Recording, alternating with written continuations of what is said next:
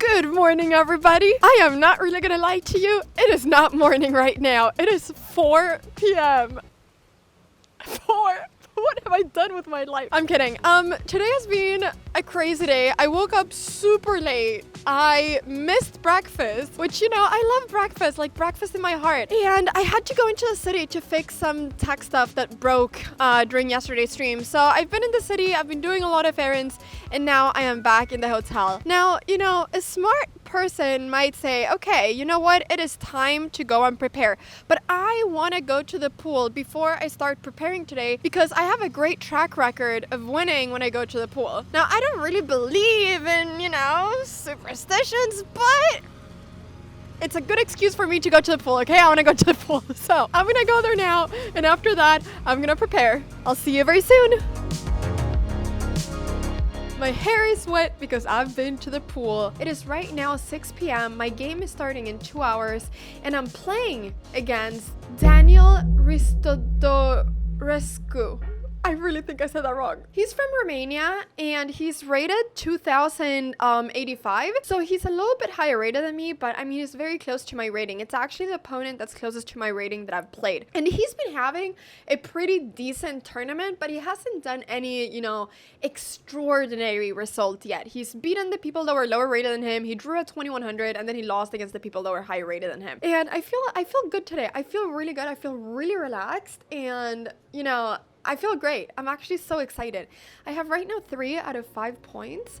So if I would win today and would be on 4 out of 6, that would be absolutely insane. So I hope that the preparation that I've done so far, works. And we'll see what happens during the game. I'm gonna go and grab some dinner very soon. And then I'll see you all at the playing hole for round number 6.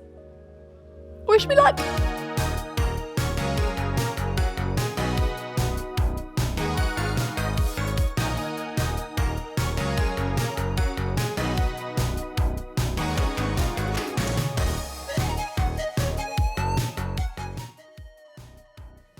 The game started in a very interesting way. So I had the white pieces and I went d4, knight f6, c4, and my opponent did play the King's Indian just like I predicted before. Now, all of this was very normal. This is what I typically play, and then I go h3 and I went d6. And now I went for a line that I've played a little bit lately, but not so much. Typically, I'll always go bishop g5 or knight f3, but I decided to put my bishop over here instead. Now, he went e5, which is totally normal, and then d5 and a5, and this is still, normal theory, and I went g4, expecting that he was going to place the knight on a6, which is typically the idea of going a5. You want to place a knight on c5, and you want this pawn to prevent white from playing b4. So I was expecting him to do all of that. But then, all of a sudden, he went knight e8, and I was very surprised when he did this move, because I didn't really see the point, as he cannot play f5 right now, because it would be a really bad move. So I went knight e2, and then he went f5. And I was just so shocked, because after I take, and take, I'm just gonna have a really good position. My g-file is gonna be open, and he just hasn't developed enough pieces to justify going for this f5 so early. You wanna be able to have your knight and just have a more developed position when you go f5. Typically, you wanna go f5 at some point, but this is just way too early. So here went knight g3, which is good, and he played bishop d7. And in this position, I had several different moves that I could do. But I was playing all of these moves really fast. I had literally not spent even a minute thinking about all of these moves because I had prepared all of this. So I played really quickly, and I just thought, you know what, bishop d3 looks good. Getting the bishop activated, I'm gonna place it here so that it looks towards this pawn. But as soon as I played it, I kind of regretted it because I figured out that he had this idea of placing the queen on h4, and now it's actually going to be more annoying than what one might think to get rid of this queen. And I got really annoyed at this queen being here. So I think here, instead of placing my bishop there, I should have gone either h4, preventing the queen from coming in, or queen h5 is also a strong move, both of those. But bishop d3, it's not terrible. It's just that I allow him to go for this move, and it's just not a move I want to allow him to do. So here I've been thinking quite a while because I was like, okay, Anna, you can't play this fast. We gotta take a moment to think. And I'm not gonna lie, at this point I was also pretty tired. So I was just looking at all of my chess pieces and I was like, man, I wish there was a coffee here somewhere. Like, if this tournament hall had a coffee machine, my life would be complete. But you know, it's just because it starts like pretty late, right? At this point it was already like 8:30 p.m. and I was getting a little bit sleepy. But after I started thinking here, my brain got once again back into the game and I started focusing a lot more. So Queen d2, and here, I mean, I'm almost threatening to trap the queen. He went knight a6, and in this position, I decided to go knight e4. Now, there's nothing wrong with this move. The idea is that I'm right now threatening to trap the queen, but I should have, as a smart thing, just gone back and forth a little bit, just like this, just so that, there we go. Just so that, and now it gone knight c4, just to gain a few more moves, because I always get really low on time, and now I would be a little bit closer to move 40.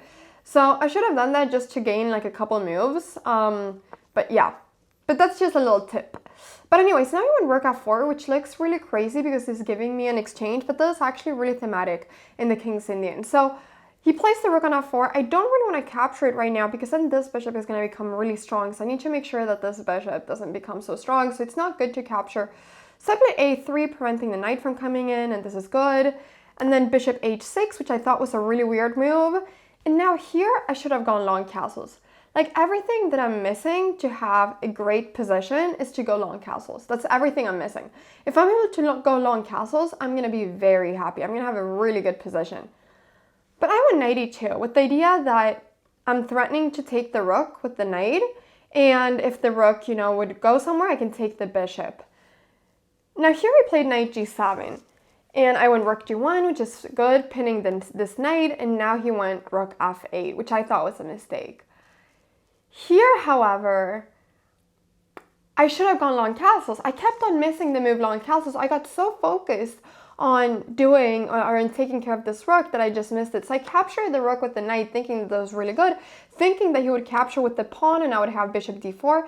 And now I thought that this was really interesting. The bishop is looking towards the knight is pinned, my knight is coming in. I thought this was really interesting. But instead, after knight takes rook, he captured with the bishop. And now I did the biggest mistake of the game. Probably. I took back. Now this may not look like a big mistake, but if I would just, I'm right now in exchange up, if I would just go long castles, I'd be in such a great position.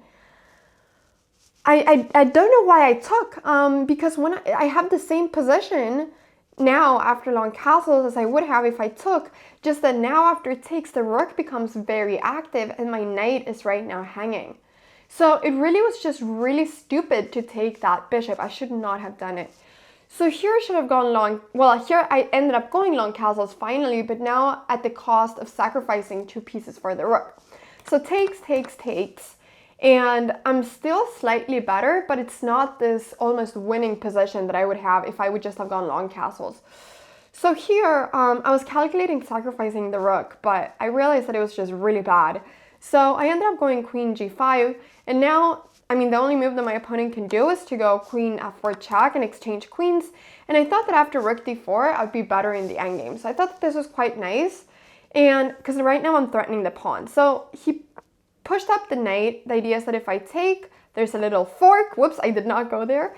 And let me just tell you, this is the start of a story between me and these 2 knights. I hate these knights with all my heart. No, I'm kidding. Knights are one of my favorite chess pieces, but these knights were so extremely annoying. So I went king d1, which I think is a good move, and then now I went b4, kicking away the knight. And then here probably, I don't know if it was good to push, but I did, and then I went rook f4 to capture this pawn. So you went bishop e8. If I take, there's going to be a pin over here. So I went king d2, and then he started moving around his pieces. Now here, I believe maybe I should have gone rook a1 and try to move around, but it's not really such an easy position to know exactly what to do. So I decided to capture the pawn, then get the rook back, and now I was a pawn up, being really happy. So I went king e3. This is a slight mistake. I should have gone king c3, but I got really scared of his knight coming up, and I was getting low on time here. So king e3, knight h5, rook here, and then I went f4, kicking away the knight. Now the knight went back, and now you guys can see that I kind of remaneuvered my pieces a lot. It wasn't so easy to see exactly how to continue, but I realized quickly that my goal was to be able to target these pawns. That's what I had to do. I had to somehow target them, because if I'm able to win these pawns, then I probably will be winning the game.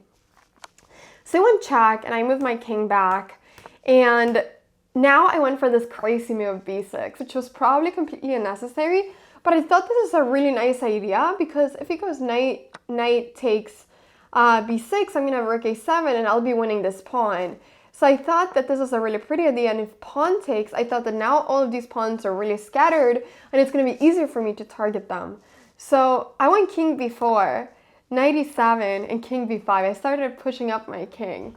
Now, he started defending quite well here. Bishop f5 threatening my pawn. I went rook a3 to defend the pawn, and then rook g5 threatening the bishop. The king moved up, and now I went rook a8. And here, I'm threatening to, if this knight moves, I mean, then I would just take and take. So his only move is to go knight e7. And now I didn't really know what to do. I thought this was really difficult. And probably here, what I need to somehow do is to go h4, and I need to somehow keep this pawn. But yeah, it was a difficult position to know exactly what to do. So I went rook d8, but I think that was a mistake because I allowed him to take the pawn. And after rook h5, I was able to take his pawn as well, but there's not really much to do here. And I ended up at the end taking this knight. Now here, after I take the knight, you know, it's hard for me to win. But even here, it's really difficult to see what to do, even if I would go check. Yeah, let's see, knight g6. And let's say that I would go something like rook e8. I mean, I'm definitely better here, but it's hard to find a win, to be honest. It's hard to find a win. So, you know, if you're an engine, or if you're maybe a really strong grandmaster, I guess you can find moves that will make it practically harder for your opponent. But yeah, I was really struggling with finding a win in this position.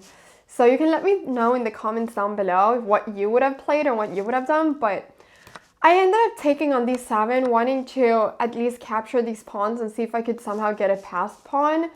But yeah, this is now really difficult to do something in, because I will be getting all these pawns, and this is a nice move, bishop d3. The thing is that this knight and the bishop are always going to be able to stop the pawn. Sorry, this did not happen. So bishop d3, and I went king c7, but after king g7, it's hard to see what I should do. I mean, I ended up going rook over here, knight takes f4, rook g3 check, and I wanted to start pushing, but you know, there's always going to be knight over there. There's not really anything I can do. Takes, and after knight c5, we agreed to a draw. This is super drawn. I mean, I can just go d7 now, and it's just going to be an immediate draw. So the game ended up being a draw. I was a little bit sad right after the game because I felt like I had been better the whole game, and I don't like drawing when I've been better, obviously. But, you know, it's fine. He defended well, and I think my biggest mistake this game was not in the endgame, but it was not going long castles when I should have gone long castles. I think that was my #1 mistake. But the good thing about it is that I've actually learned the lesson, and that's the most important part of everything. Right now, I'm on 3.5 out of 6 points. And I'm gaining some like 24 points of rating, so I'm doing pretty well. I'm doing a performance of 2190 now after this draw, and I'm really excited for tomorrow's game where I'll have the black pieces. So everybody, I will be back tomorrow for round number 7. We're starting to get into the last bit of the tournament. I'm gonna go and get some sleep now because I'm very, very, very tired. But I have one more thing to tell you. Good night, everybody. Don't forget to eat your vegetables. I've eaten them, and they're good.